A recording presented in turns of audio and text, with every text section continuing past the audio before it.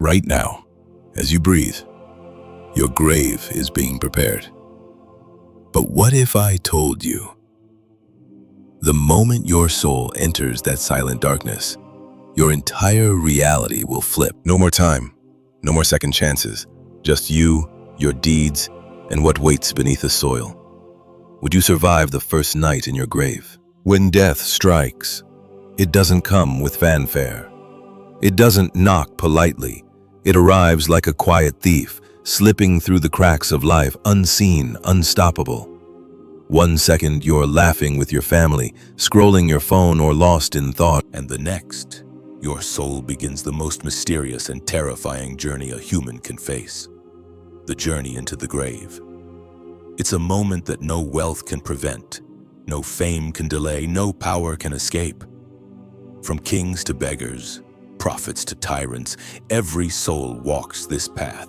But what really happens in that very moment, when your eyes close for the last time?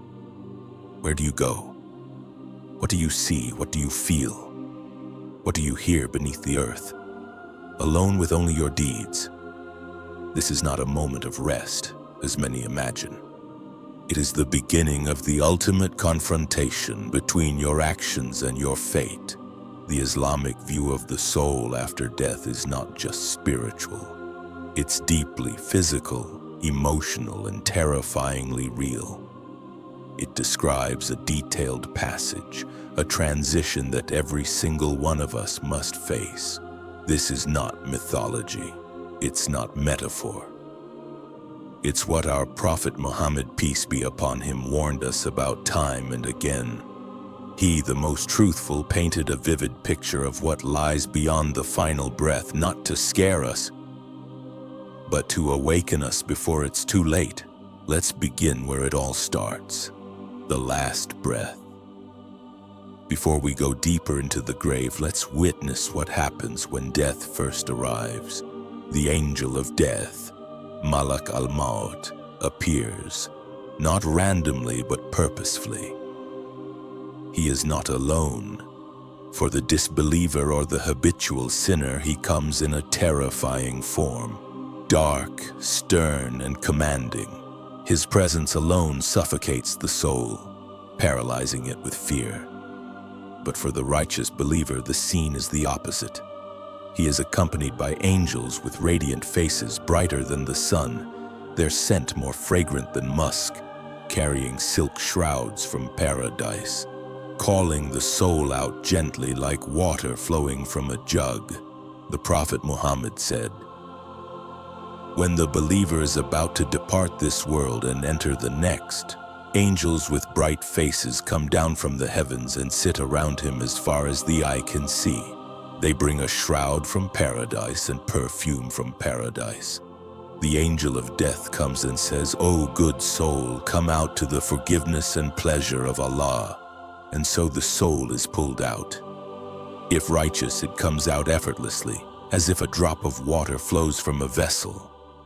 If wicked, it clings to the body, it resists, like a thorny branch being pulled through wet wool, tearing and causing pain. The soul is terrified of what lies ahead, aware of the justice that now awaits. Now imagine this. Your body is still. People are crying, some are reciting Quran, some are speechless in grief. Others are rushing to prepare your funeral. Your body is being washed. Cold water touches your skin, you're being shrouded in white cloth, carried on shoulders, lowered into the earth. But your ruh, you're watching, hearing, feeling, you're there. You hear every whisper, every tear, every footstep. Have you ever wondered why we say pray for the deceased right after they're buried? Because they are fully aware in that moment. As the final scoop of dirt hits the grave and people walk away, a new world begins. The world of Barzakh. It's not the day of judgment, but it's not the world we left behind either. It is the realm between death and resurrection. A waiting room, but not a silent one. Barzakh is the barrier between the living and the hereafter. But it's not empty. It's not quiet. It's a place of trials, questions, punishments, peace, and waiting. It is the beginning of your eternal reality and the first phase of your afterlife. And it all starts with the terrifying arrival of Munkar and Nakir. Two angels appear, not with soft wings and gentle voices, but fearsome in appearance, dark and awe-inspiring. Their presence alone causes the soul to tremble, their voice like thunder, their eyes piercing, their tone severe. They descend into your grave and command you to sit up. Yes, you are made to sit, even if you died in pieces, even if you were burned or drowned or lost in the earth. Allah will reconstruct your form in Barzakh for this interrogation. Time and space no longer bind you, and here comes the moment of truth, the questions. They ask, who is your Lord? What is your religion? Who is your prophet? Now you might be thinking, easy. I know the answers. But this isn't a memory test. This is a test of your heart. Only those who lived by these truths can answer. If your life was full of heedlessness, if your prayers were absent, if your heart was attached to the world, if you lived by culture, not faith, then your tongue will be tied. You will say, I don't know. I heard people say something and I repeated it. And in that instant, the punishment begins. At first, your grave tightens. The Prophet described the grave squeezing a person so tightly that their ribs interlace, not metaphorically, physically. The pressure is unbearable. The soil does not comfort. It suffocates. Then a window opens. But not to Jannah. For the sinner, it opens to hell fire. The heat begins to reach you, the smell, the screams, the horror. You see your future not as a dream, but as a reality. A creature appears, ugly, foul-smelling. You ask, who are you? It says, I am your evil deeds. For the righteous, the opposite. The grave expands as far as the eye can see. A window opens toward paradise. A breeze of Jannah fills your space, the smell of musk, the sound of joy. And a beautiful figure approaches. You ask, who are you? And it replies, I am your good deeds. Now imagine, you're lying alone. There's no blanket, no light, only soil. The insects are real. The pressure is real. The weight of your own deeds surrounds you. You want to scream, but there's no sound. You want to run, but there's no direction. You remember the times you ignored prayer, the arrogance, the lies, the moments you thought death was far away. And for the believer, you rest peacefully. You hear the footsteps of your family walking away, but you're calm. Because you know your soul will rest until the trumpet blows. But this isn't the end. It's just the beginning. The life of Barzakh continues until the day of judgment. Some souls are shown their place in Jannah or Jahannam every morning and evening. The torment is ongoing. The reward is ongoing. Time passes differently. Days, years, centuries, meaningless. Your soul is conscious, waiting, feeling. The Prophet said the grave is either a garden from the gardens of paradise or a pit from the pits of hell. Can you imagine seeing Jahannam every morning or twice a day? That's the reality for many.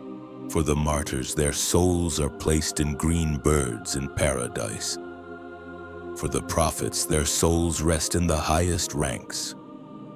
And for us, we wait, in reward or punishment, until the end of time. So what are you preparing for right now? A paycheck, a vacation, or your eternity?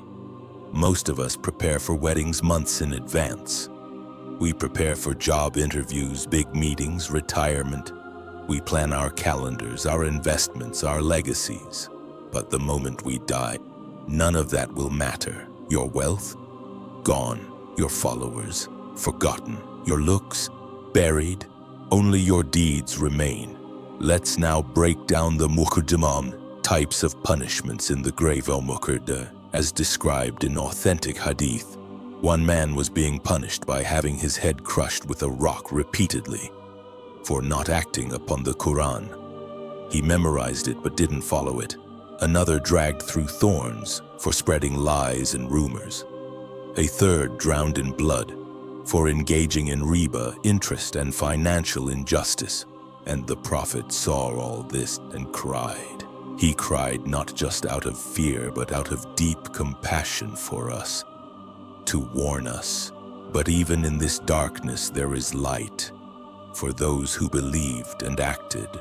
They are greeted by angels with faces like the sun. They are clothed from Jannah. Their grave becomes a home, not a trap, a resting station before the eternal destination. So what makes the difference? Signs of a righteous soul, a person who prays regularly and with sincerity, one who guards their tongue and speaks truthfully, someone who fears Allah in private even when unseen, a giver in charity who expects no praise, a person who repents constantly and humbles themselves, a heart that is soft, humble, and remembering of death. And then while you're in the grave, minutes, years, or centuries pass. It doesn't feel like long, until suddenly, the trumpet is blown. You rise. Dust and bones turn into flesh and life. Everyone stands, and your journey continues to either paradise or hellfire. But your performance in the grave, that first test, is a strong indicator of what's coming. So the real question is this: if you were to die tonight, what would happen the moment your soul enters the grave? Would you meet light or darkness? Would you feel peace or panic? Would your grave widen like the horizon or crush you like stone? You have the answer, not in words, but in how you live. Death isn't a myth. The grave isn't empty. The Prophet didn't warn us just to scare us. He warned us because it's real. Close your eyes for a moment. Picture the grave. Picture your body, lowered, wrapped, and still. Now open your eyes. You're alive. You still have time. Change before you're changed. Return to Allah before you're returned. Prepare now, because there are no do-overs in the grave. The grave doesn't ask who you were, it asks what you did.